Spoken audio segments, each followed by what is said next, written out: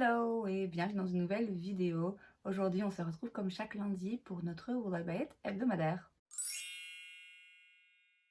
Chaque semaine, vous le savez, je me rends sur différents comptes Instagram pour aller checker un petit peu les dernières sorties, annonces, nouveautés en termes de make-up, skincare, beauté de manière générale et je vous donne mon avis. Deux petites précisions. La première, encore une fois, je filme cette vidéo le samedi au lieu du dimanche parce que pour des raisons personnelles d'organisation, c'est plus facile pour moi comme ça.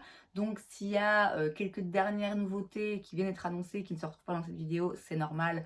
On en discutera la semaine prochaine. Et la deuxième petite précision, je ne devrais pas, désolée Sandrine, mais je m'excuse si vous entendez un petit peu plus de bruit que d'habitude. J'ai ouvert la fenêtre parce que là, il fait grave chaud et il va faire chaud en fait toute la journée. Je profite qu'il est encore que 8h30 pour aérer un petit peu. Ça fait déjà 1 heure que je filme avec cette lampe là. Bref, j'ai chaud, la fenêtre est ouverte, on entend un petit peu plus de bruit de l'extérieur. Bref, venons-en à ce qui nous intéresse. Je commence donc avec la page Insta de Trendmood. La première chose que je vois, c'est The Bronze Book Pressed Blusher Palette de la marque Made by Mitchell. On a donc une palette en fait avec 12 fards. Alors il y a des teintes un petit peu plus froides pour faire du contour, des teintes un petit peu plus chaudes pour faire réchauffer le teint, des teintes très foncées, d'autres très claires.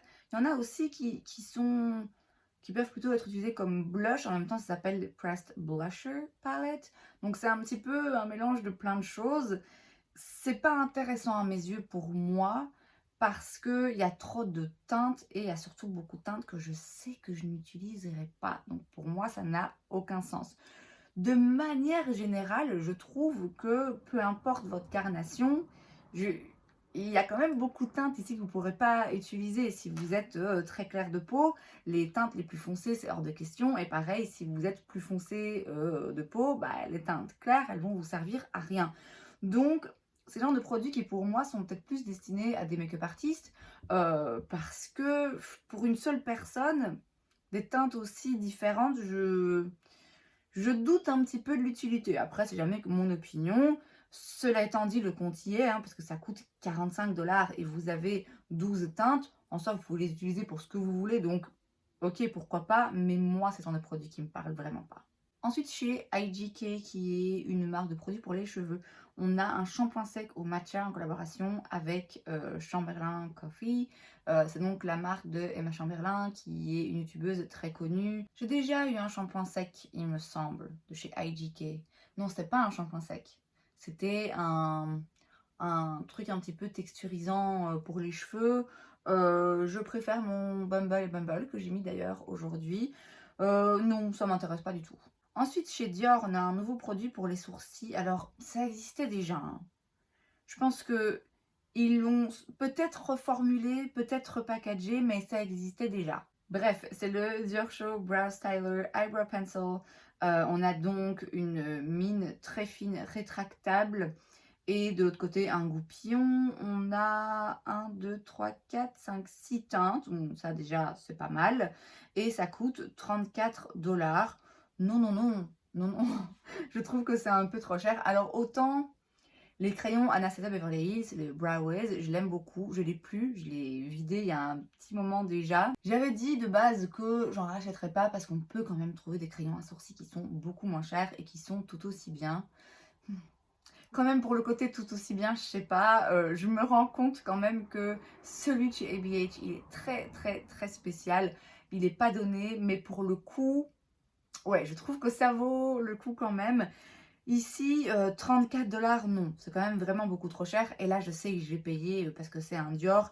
Je dis pas qu'ils sont mauvais, mais bon, pour moi, ça vaut pas le coup de mettre ce prix-là dans ce crayon à sourcils. Chez Light Lacquer, qui est la marque de vernis à ongles de Kathleen Light, on a la collection Beyond the Sea autour de la mer et des sirènes.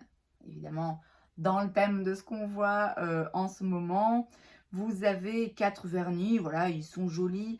Après, c'est pas forcément les meilleurs marchés, je vois pas le prix ici. C'est pas les plus chers non plus, c'est pas le prix d'un vernis Chanel, mais c'est pas non plus un vernis au drugstore qui coûte une poignée d'euros. Et moi, ça m'intéresse pas plus que ça d'essayer la marque, je vais bien avouer. Chez Summer Fridays, on a des blushs. Alors, c'est des Balm Lip Plus Cheek Stick with hyaluronic acid. Ce sont donc des baumes qui peuvent être utilisés pour les joues et pour les lèvres avec de l'acide hyaluronique. On a 4 teintes. Ça coûte 28 $. Donc, ma foi, c'est raisonnable. C'est peut-être un petit peu plus cher qu'un blush en stick classique. Mais bon, là, ici, il y a un aspect de soin dedans, puisque Summer Fridays, de base, ils font des soins.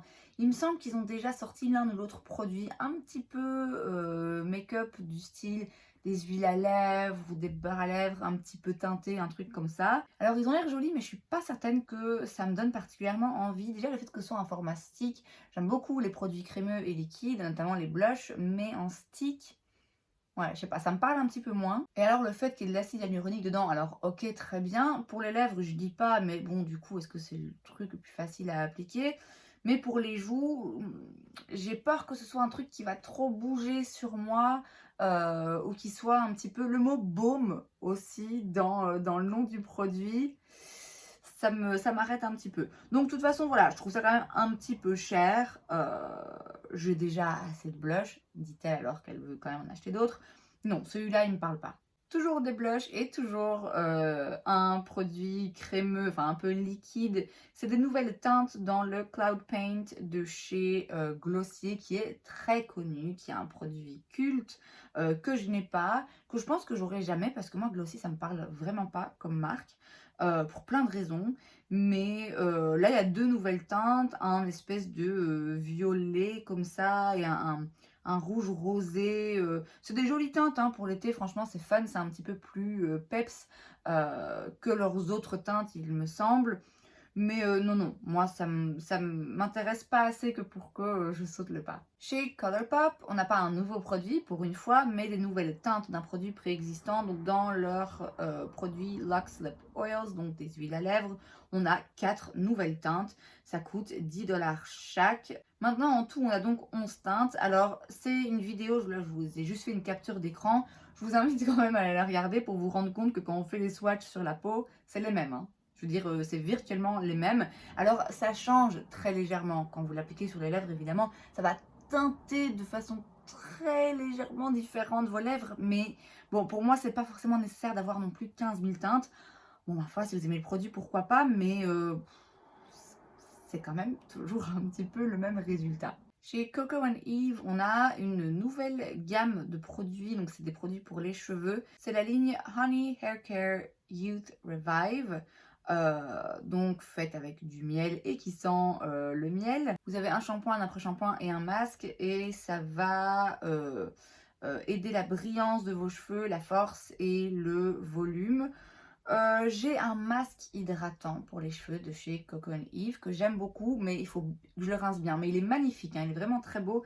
Mais c'est vrai que moi j'ai tendance à avoir les cheveux un petit peu gras, donc il faut que je m'assure que ce soit vraiment bien rincé. Mais c'est un masque que j'aime vraiment beaucoup, que je trouve très efficace et qui a un résultat très joli. Cette gamme, oui, pourquoi pas. Après, je suis pas forcément friande hein, de produits cheveux. C'est pas quelque chose qui me parle particulièrement. Et en ce moment, j'ai plutôt envie de dépenser l'argent dans du make-up, pas dans des shampoings. Vous voyez, donc ça va pas m'intéresser maintenant, mais c'est intéressant. On va avoir une nouvelle marque de beauté créée par Katie Jane Hughes. Je ne la connais pas. C'est une make-up artiste anglaise. Oui, non, je ne la connais pas. Le nom me dit quelque chose. En fait, le KJH, ses initiales, ça me dit quelque chose. Et je me demande si c'est pas elle qui avait sorti une collection de pinceaux avec Spectrum. Et je viens justement de filmer une vidéo avec des pinceaux Spectrum. Je pense que c'est pour ça que le KJH me dit quelque chose. Bref. C'est une nouvelle marque, vous savez que d'habitude je ne couvre pas les nouvelles marques, je ne couvre pas les marques de célébrités, en tout cas de certaines, hein, je peux pas me les encadrer donc hors de question que j'en parle. C'est un peu différent d'après moi ici parce que c'est une make-up artiste, donc bon, a priori tout le monde a le droit de sortir sa marque de maquillage, hein, c'est pas parce que le marché est saturé que pour autant vous n'avez pas le droit de poursuivre vos rêves et de créer une marque de maquillage si c'est ça que vous avez envie de faire.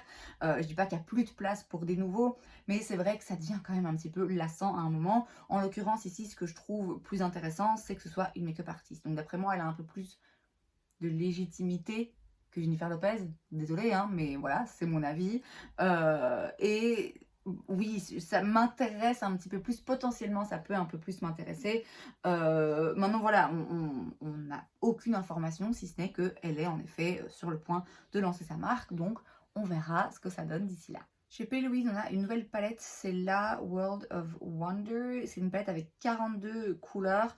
Alors, c'est leur format, il me semble qu'ils avaient déjà fait une palette comme ça qui était jaune et verte, où en fait vous avez un tiroir, vous soulevez pour avoir une première palette, et puis vous avez le tiroir, vous avez la deuxième, enfin la deuxième palette, la deuxième partie. Bon, bref, je crois que c'est un packaging un petit peu original comme ça, hein, pas sûr que ce soit quelque chose que moi j'apprécie particulièrement. C'est dans les tons rose et mauve violet, ça commence à aller un petit peu vers le bordeaux et ça va aussi un petit peu vers le bleu.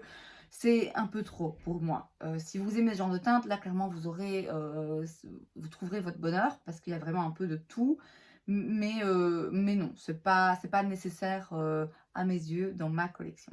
Elf nous sort un nouveau produit qui est en fait une énième version de leur Putty Primer que j'ai bien aimé, mais bon, je sais pas si je l'ai mal utilisé, mais je vois pas non plus la folie, je comprends pas la folie qu'il y a eu pour ce produit. Il se fait qu'il y a eu un peu une folie pour ce produit qui a été très très populaire, et du coup Elf l'a sorti en 1000 versions différentes, et maintenant on a le Liquid Poreless Putty Primer. Donc c'est le même produit mais en version liquide.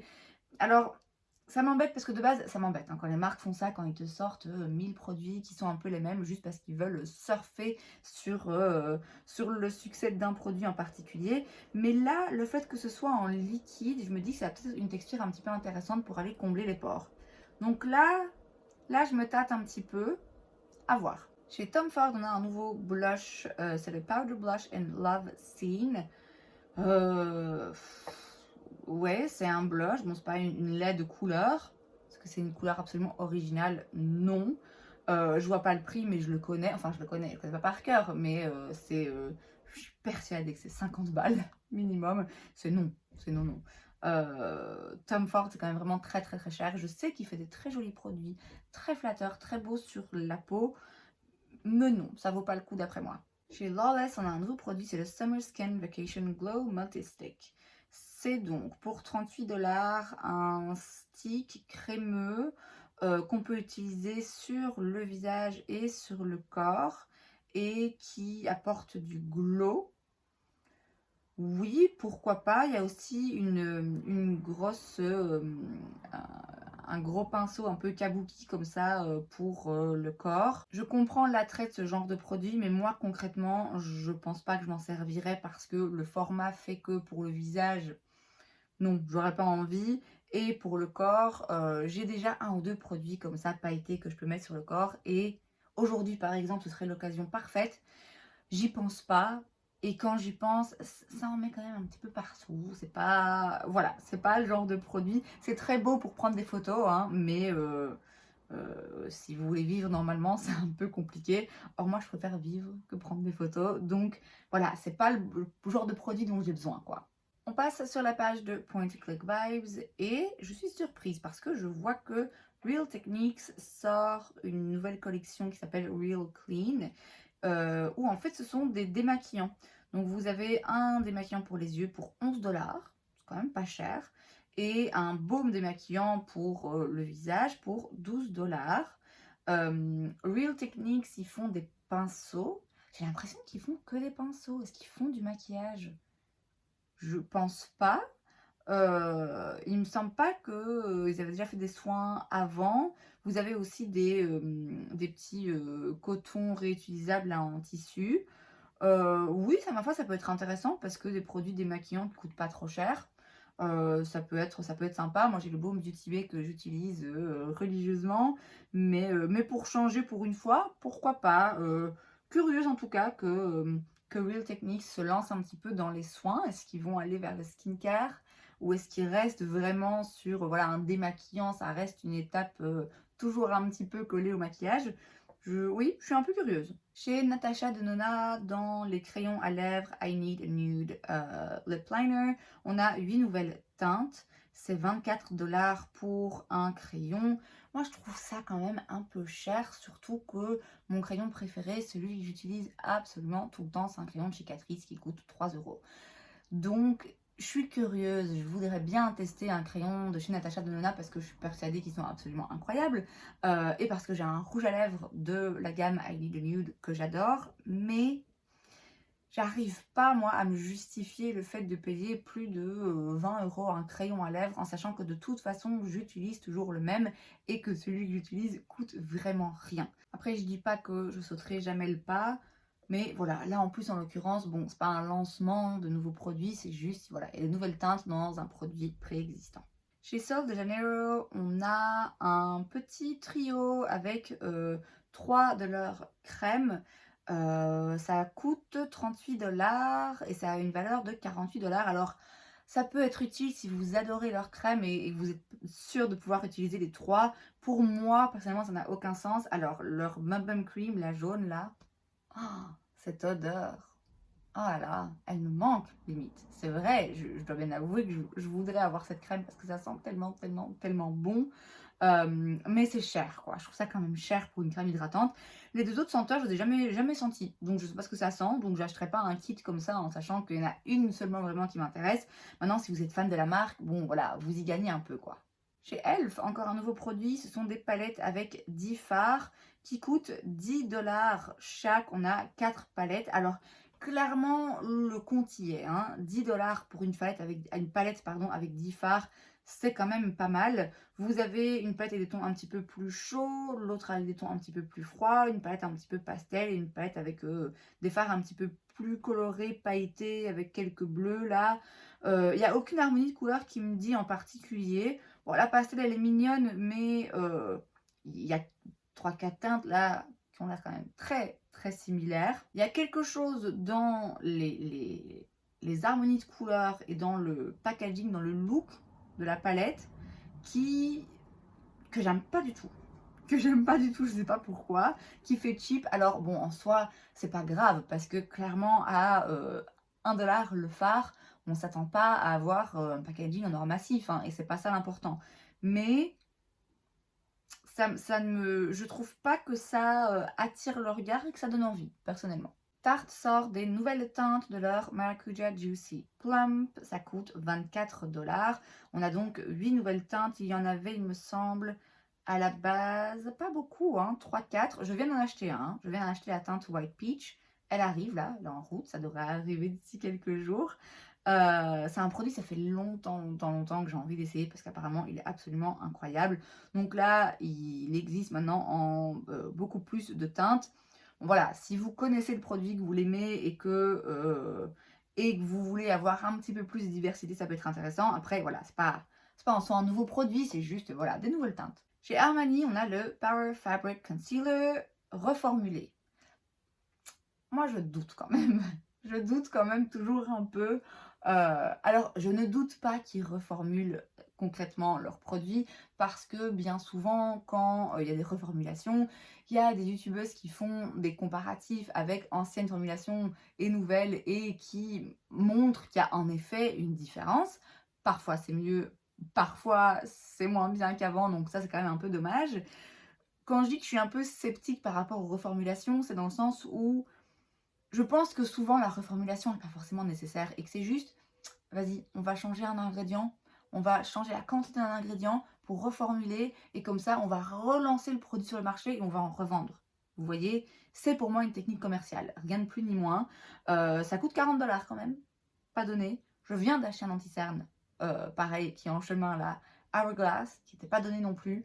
Donc je suis pas prête de redépenser une somme pareille pour un anti-cerne. J'en ai entendu dire beaucoup de bien, hein, mais non, ce sera pas pour tout de suite. En plus, ils viennent de le reformuler. Je vais attendre de voir si la reformulation a vraiment amélioré le produit ou pas. Et enfin, chez Viseart, on a des quads de fard à paupières dans 3 nouvelles harmonies. Ça coûte 25 $. La bleue turquoise là, pour moi, c'est non, c'est sûr et certain. La rose, elle est un peu trop rosée intense pour moi. La plus neutre, elle est jolie. 25 $ pour 4 fards, c'est pas donné. Après, c'est vrai que Viseart, ils font des très jolis fards d'une très belle qualité. Mais bon, c'est vrai que moi, ça va pas me parler le fait que ce soit un quad aussi. Moi, j'aime bien avoir quand même un petit peu le choix. Ça peut être pratique et il y a des gens justement que ça va intéresser parce que 4 fards, c'est juste ce qu'il leur faut. Mais moi, c'est non. C'est pas quelque chose de très intéressant à mes yeux par rapport à l'utilisation que j'ai du maquillage. Et c'est donc tout pour cette vidéo, j'espère que ça vous a plu. Si c'est le cas, n'hésitez pas à laisser un like. Vous pouvez aussi vous abonner à ma chaîne parce que c'est gratuit, donc pourquoi pas. Et moi, je vous vois la prochaine fois. Bye!